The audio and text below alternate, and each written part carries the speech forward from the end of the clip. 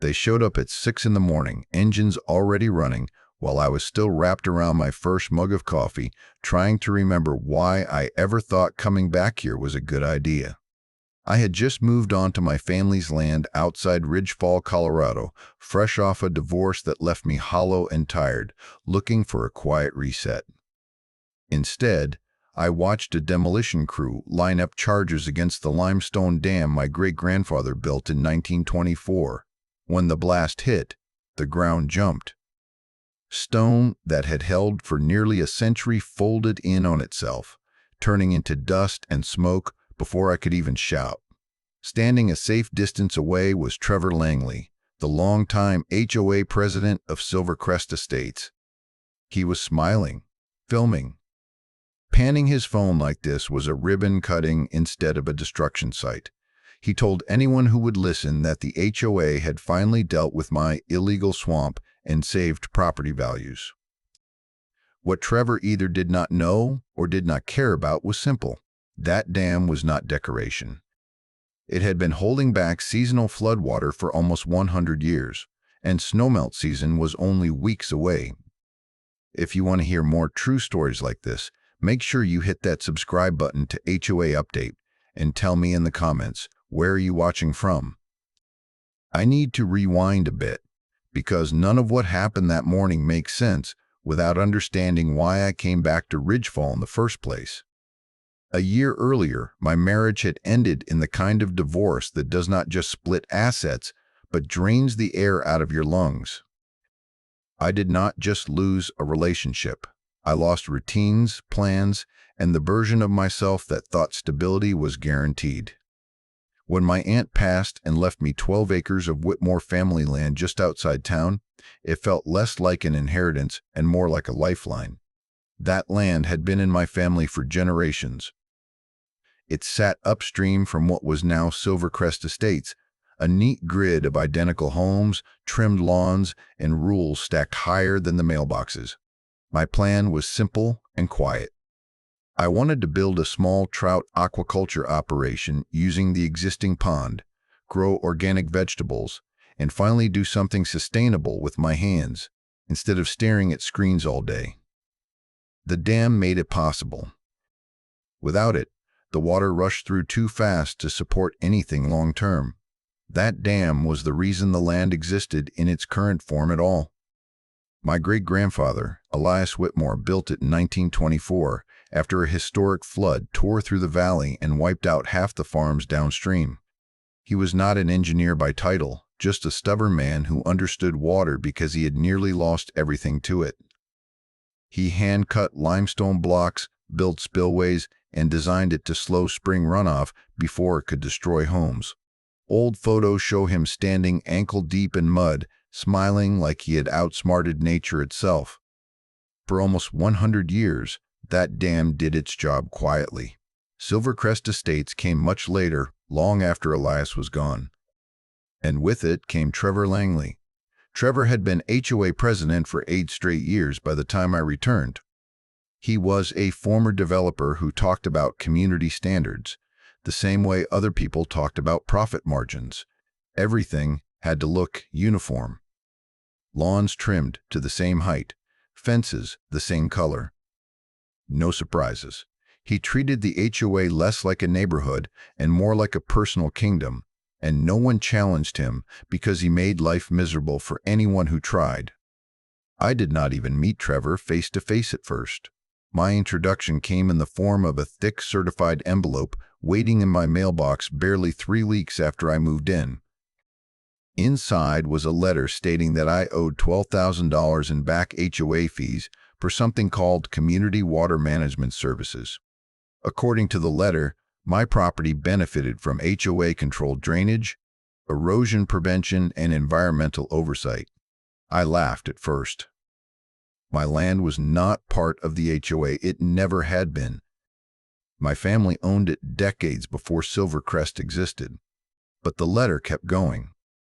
It claimed that because water flowed downhill into HOA-managed areas, my land was part of what they called the HOA ecosystem. That meant I was subject to fines, assessments, and compliance requirements. At the bottom was a warning that failure to pay could result in daily penalties and legal action. I called the number on the letter expecting confusion, maybe a clerical error. Instead, Trevor answered like he had been waiting. He spoke calmly, almost cheerfully, and explained that the board had voted unanimously. He said my dam was outdated, unsafe, and an eyesore. He said it made the neighborhood look rural in the wrong way. Then he dropped the mask. He told me I had two reasonable options. I could remove the dam at my own expense and bring my land into modern compliance, or I could sell the property to someone with vision. He mentioned that he knew investors who would be interested and said it like he was doing me a favor.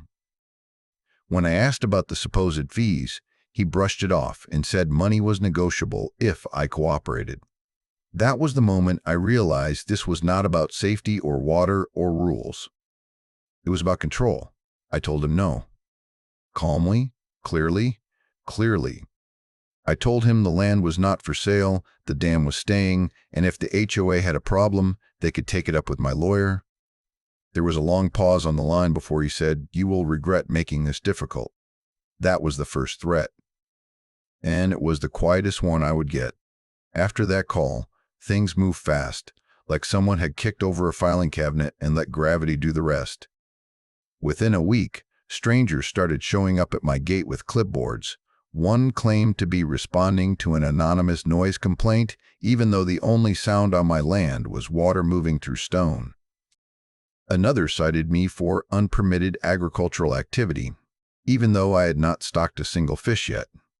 Each visit ended the same way, a vague warning, a carbon copy slip, and the sense that none of them were actually looking at the land in front of them. Then came Mark Ellison. Mark was a county inspector, at least on paper.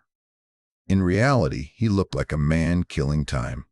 He showed up mid-morning one day, leaned against his truck, and glanced at the dam from 50 feet away like he was judging a used car. He never climbed down, never touched the stone, never asked about the age or construction. He flipped through a form, made a few marks, and told me he had concerns. When I asked what kind, he said the structure appeared non-compliant with modern standards and could pose a public safety risk. That was it. No measurements. No photos. No explanation. 2 days later, I received his report in the mail. It was filled with generic language and ended with a warning that continued operation of the dam could result in enforcement action. Attached was a notice from the HOA citing March's report as justification for daily fines, $500 per day, starting immediately. That was when the letters started piling up. Certified envelopes, red ink, bold warnings. The fines compounded faster than I could process them. Each letter referenced a different violation: unsafe water retention, environmental hazard, unauthorized structure. It felt less like regulation and more like an attempt to drown me in paper. I finally hired a lawyer. Sitting in his office, surrounded by old case files and the smell of burnt coffee, I laid everything out. The land history, the dam, the HOA letters, the inspector's report. He listened quietly, then pulled out county records and property maps. It took him less than an hour to confirm what I already knew in my gut. My land had never been annexed into the HOA, not legally, not accidentally. The boundary stopped well short of my fence line. In plain terms, the HOA had no authority over me. When my lawyer sent a formal response outlining that fact, Trevor Langley lost whatever restraint he had left. The next letter was not polite. It threatened liens. It hinted at lawsuits. It accused me of endangering children and families downstream. And then the smear campaign started. Photos of my pond began circulating on neighborhood social pages, posted by accounts I had never seen before. They were taken at bad angles, zoomed in on muddy edges, paired with captions calling it a mosquito pit and a health hazard. Someone claimed my water was breeding disease. Someone else suggested I was diverting water illegally. None of it was true, but truth did not matter. Fear traveled faster. Emotionally, I was all over the place. At first, I was genuinely confused. I kept thinking there had to be a misunderstanding, that someone would step in and shut this down. Then confusion turned into anger. Not loud, explosive anger, but the kind that sits in your chest and tightens your jaw. Every time I opened the mailbox, my heart rate spiked. Every unknown truck on the road felt like another attack. The breaking point came at the mediation meeting. At my lawyer's suggestion, we agreed to sit down with the HOA board and try to resolve things. The meeting was held in a bland conference room with folding chairs and a long table that felt deliberately uncomfortable. Trevor sat at the head, arms crossed, wearing the same confident smile I had seen at the demolition site later on. Mark Ellison was there too, pretending to be neutral. We laid out the facts calmly. The land was not part of the HOA. The dam predated the neighborhood by decades. There was no evidence of danger. My lawyer asked Trevor directly what the HOA actually wanted. Trevor leaned back and said the board was willing to make this all go away if I agreed to remove the dam and bring the property into alignment with community standards. When my lawyer pushed back, Trevor's smile vanished. He accused me of being uncooperative, irresponsible, and selfish. He said I was hiding behind technicalities while putting families at risk. Then he stood up, slammed his chair back, and said mediation was pointless if I refused to be reasonable. He walked out, taking Mark Ellison with him. That was the moment something settled inside me. The confusion burned off. The anger sharpened into resolve. This was not a misunderstanding. It was a coordinated effort to force me out, one fine and false report at a time. And if they thought I was going to fold, they had badly underestimated how stubborn a Whitmore could be when backed into a corner. The next escalation did not come with a warning. It came with the word emergency stamped across the top of an official-looking document and slid into my mailbox like a threat wrapped in authority. Mark Ellison had issued an emergency demolition order for the dam, claiming there was an imminent risk of catastrophic failure. According to the notice, the structure posed a clear and present danger to downstream residents and required immediate removal. I read it 3 times, standing in my driveway, feeling that cold, hollow sensation creep up my spine. Emergency orders are designed to shut down debate. They skip process. They turn questions into obstacles. But as panic gave way to focus, something in the report stopped me cold. Mark described the dam as a deteriorating concrete structure typical of mid-20th century construction. He referenced issues common to poured concrete foundations from the 1960s. That might have scared someone who did not know better. But I did know better. Anyone with eyes could see the dam was not concrete. It was hand-cut limestone, stacked and keyed together by a man who did not own a power tool. It had been standing since 1924, and Mark's report might as well have been describing a shopping mall. That mistake was not small. It was not subjective. It was proof. Within hours, I hired an independent engineering firm with experience in historic water infrastructure. They spent 2 full days on site. They measured load paths, inspected spillways, and reviewed a century of weather data. When the lead engineer sat me down to explain their findings, he looked almost offended by the emergency order. According to their report, the dam exceeded modern safety factors by a wide margin. The stonework distributed pressure more evenly than many modern designs. With routine maintenance, they estimated it could remain functional for several hundred more years. Their conclusion was blunt: there was no emergency, no imminent failure, and no justification for demolition. Armed with that report, I filed formal complaints against Mark Ellison with the county, the state inspector general, and the professional licensing board. I attached photos, diagrams, and a side-by-side comparison showing how his descriptions did not match reality. I also sent copies to my lawyer and, on a hunch, to the local paper. That hunch paid off. 2 days later, a reporter called asking why an emergency demolition order described the wrong type of structure. I walked her through the history, the inspection, and the conflicting reports. By the end of the call, she sounded less curious and more concerned. The next morning, a short article ran questioning the county's oversight process. It did not accuse anyone outright, but it asked the one question Trevor could not control: how does a century-old limestone dam suddenly become a concrete emergency? Trevor responded the only way he knew how. He turned up the fear. Flyers appeared on doors in Silver Crest Estates warning residents about catastrophic collapse. Social posts showed stock images of dam failures from other states, paired with captions implying disaster was inevitable. Trevor began using phrases like "when," not "if," in public comments. He framed himself as the only person willing to make the hard call to protect families. But something had shifted. Neighbors started noticing inconsistencies. Some remembered the pond being there long before their houses. Others wondered why an emergency required demolition crews, but had somehow waited decades to become dangerous. A few quietly asked why the inspector's report did not match the photos they could see from their own backyards. I began getting cautious messages. Not public support, not yet, but questions, real ones. People wanted to see the engineering report. They wanted to understand what the dam actually did. The certainty Trevor relied on began to crack. Standing on the dam one evening, watching water move exactly where it had always moved, I felt the turning point settle in. The fight was no longer just about defending my land. It was about exposing how easily authority could be faked when no one checked the details. Trevor was still loud, still aggressive, but the narrative was no longer his alone. And once people start doubting fear, it loses its power fast.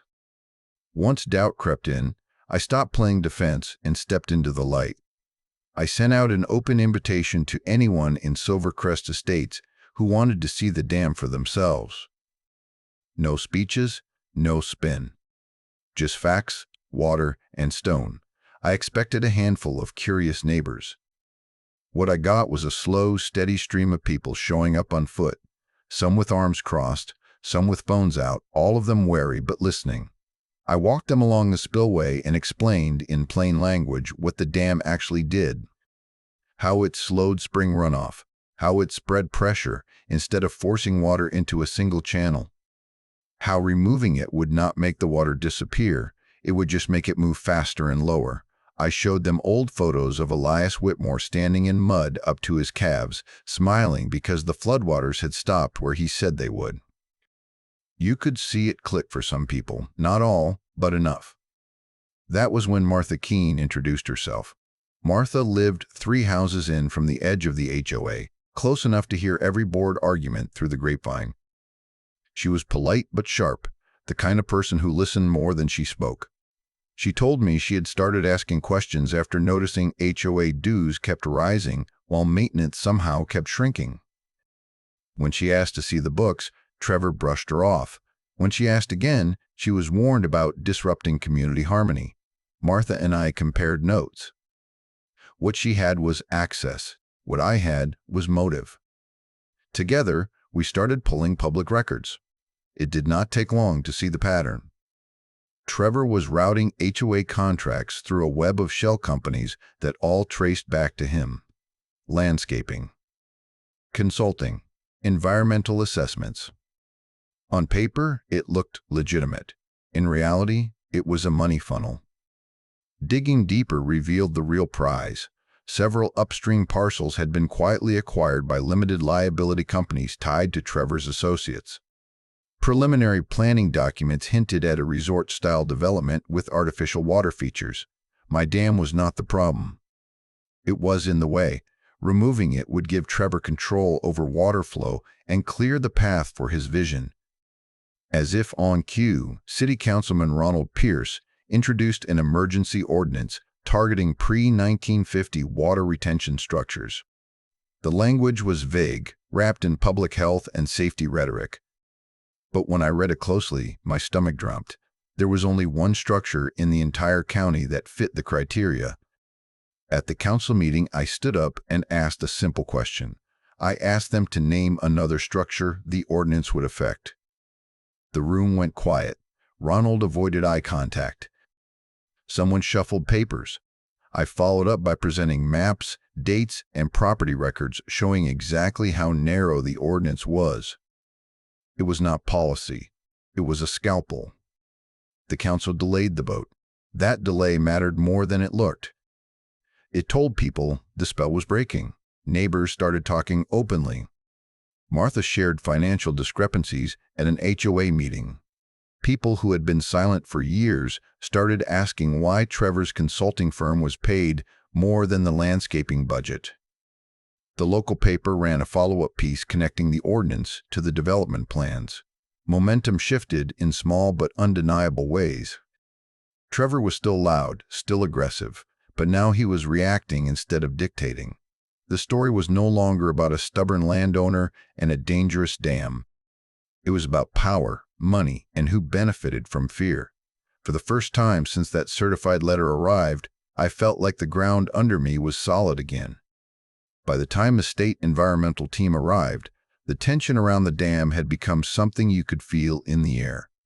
They spent an entire day taking samples, cataloging plant life, and documenting insect and fish populations. They were thorough in a way that felt almost comforting, methodical, and boring, which was exactly what real science usually looked like. When the results came back, they were unequivocal. The pond was clean. Not just acceptable, but thriving. Native fish were healthy, the water chemistry was stable, and there was no evidence of contamination or excessive mosquitoes. One biologist told me quietly that it was one of the better small systems they had tested that year. That finding should have ended the argument. Instead, it escalated it. An EPA investigator named Laura Nguyen reached out soon after. She had been flagged by a series of anonymous complaints alleging illegal water diversion and environmental abuse. Unlike the others, she actually read the history. She reviewed permits dating back generations and recognized the grandfathered status of the dam. When we spoke, her tone was calm but serious.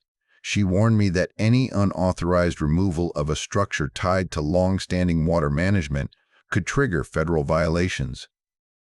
Daily penalties, personal liability. The kind of consequences that did not disappear with a new board vote.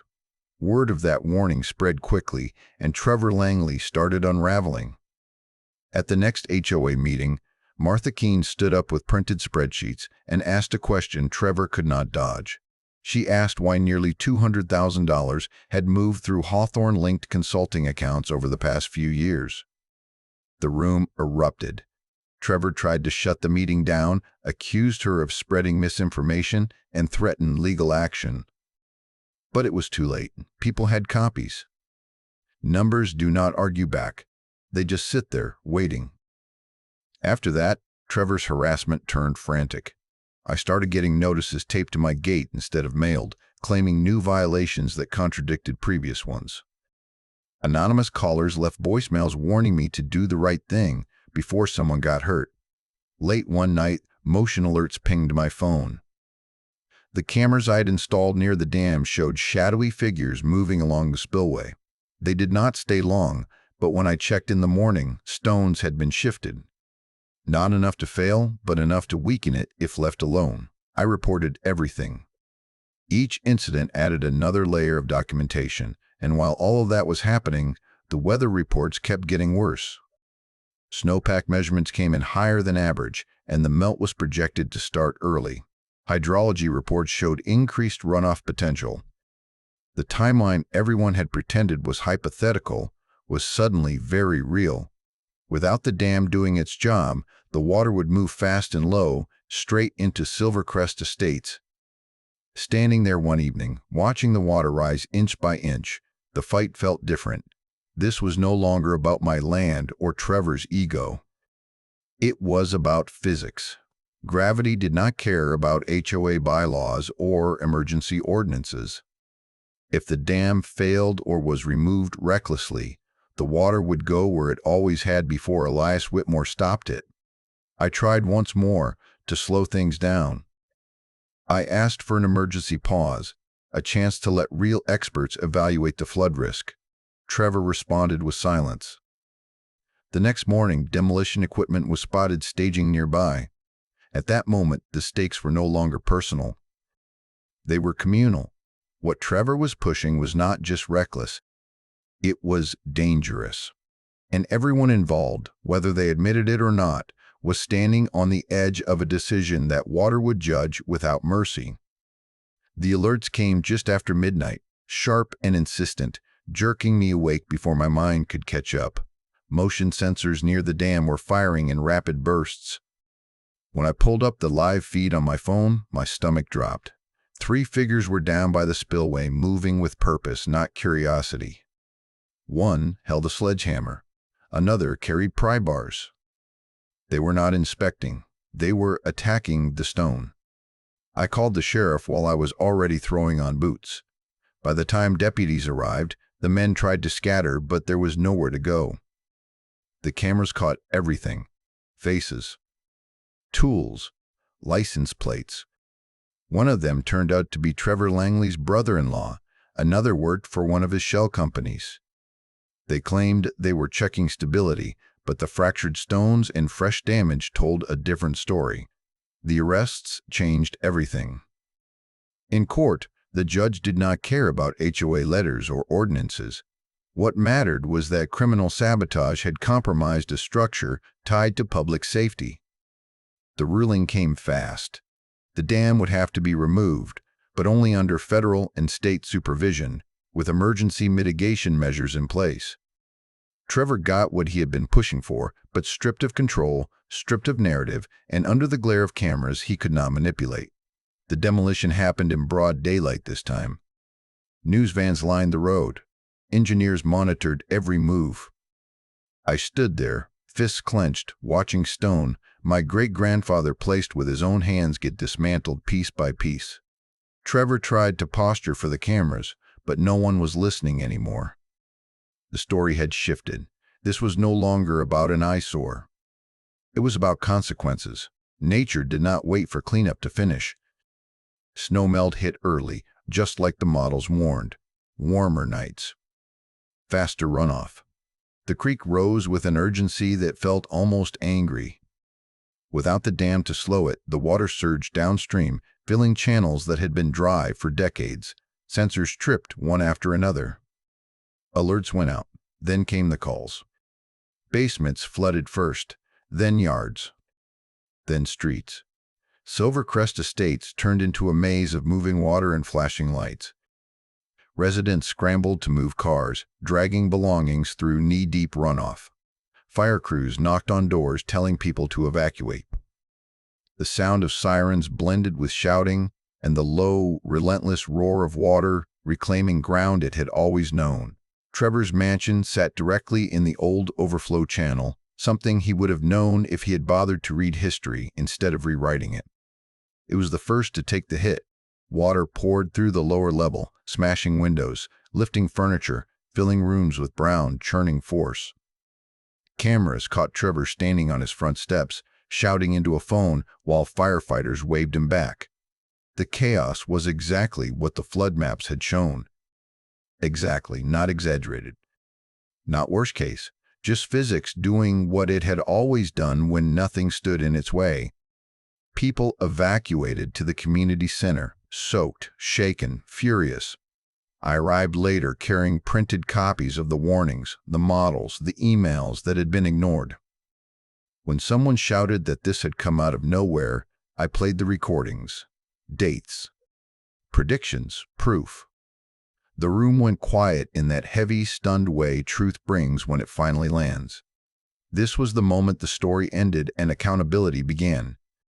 Water does not negotiate. It does not care about power or arrogance or paperwork. It follows gravity every single time, and that night, gravity won. By morning, the community center barely looked like the place where bake sales and board meetings used to happen. Cots lined the walls.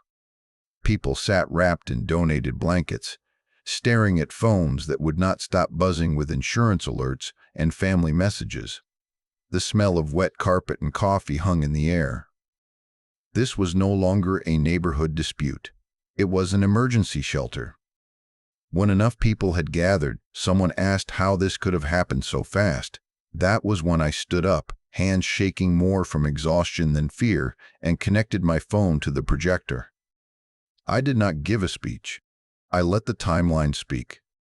Emails, engineering reports, flood models, recorded warnings where I explained exactly what would happen if the dam was removed without proper mitigation. Dates, times, all of it laid out in order. No commentary, no accusation, just cause and effect. The room shifted as people recognized their own addresses on the maps, their own voices in meetings where concerns had been dismissed. Anger replaced shock, sharp and focused. Trevor Langley did not get the chance to spin it. Deputies arrived mid-morning with a warrant. Fraud, sabotage, embezzlement. The list was long, and it grew as investigators worked through the night. When they led him out past the cameras, there was no shouting, no grandstanding, just a man who had run out of rooms to hide in. His assets were frozen before noon. Mark Ellison followed soon after. The state charged him with falsifying reports and abusing his authority. His emergency order became evidence instead of enforcement. The inspector who barely looked at the dam now had his work examined under a microscope. The HOA collapsed almost overnight. Board members resigned. Accounts were locked down. An interim administrator was appointed to stabilize what was left. Lawsuits stacked up quickly. Homeowners sued the HOA. Insurance companies sued everyone. Federal agencies opened inquiries into the misuse of authority and the environmental fallout. The numbers being discussed were staggering, the kind that changed lives and neighborhoods permanently. But something unexpected happened alongside the legal chaos. People started working together. Volunteers organized cleanup crews. Neighbors who had never spoken before shared tools and food. Temporary flood barriers went up where permanent ones had been torn down, and in the middle of it all, engineers returned to the site with a different mandate. A new dam project was approved, designed to modern standards but respectful of the original footprint Elias Whitmore had chosen nearly a century earlier. It would be stronger, monitored, and publicly documented so no single person could ever manipulate it again. The approval process moved faster than anyone expected, driven by the same urgency that had been ignored before. Standing at the edge of the site weeks later, watching survey flags mark the future, I felt something I had not felt since before the divorce. Not victory, relief. The kind that comes when truth finally outweighs noise. The damage had been real.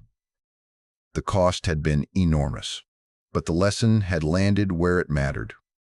Power built on shortcuts always collapses under scrutiny, and water, given time, always exposes the weakest structure in the system. Looking back now, what still amazes me is how confident the HOA was that enough paperwork could overpower reality. They believed that if they stamped enough forms, issued enough threats, and repeated the same fear loud enough, nature would somehow fall in line. But water does not recognize authority. It does not read ordinances. It responds only to physics, and physics never forgets. The real victory in all of this was not watching Trevor Langley led away in handcuffs or seeing his grand plans dissolve overnight. It was learning that patience and documentation are stronger than intimidation. Every email saved, every report logged, every warning recorded became a brick in a wall he could not break through once the truth came into the light. Today, the land is finally doing what I hoped it would from the beginning. The new dam stands where the old one once did, stronger and transparent by design. The trout operation is running, the gardens are growing, and neighbors who once viewed me as a problem now stop by to help or just to talk. The community that fear tried to divide ended up rebuilding itself instead. As for Trevor, his name has become shorthand for what not to do. New board members reference him as a lesson, not a leader. Power without competence is not authority. It is a hazard waiting for the wrong conditions. If you want to hear more true stories like this, make sure you hit that subscribe button to HOA Update and tell me in the comments, where are you watching from?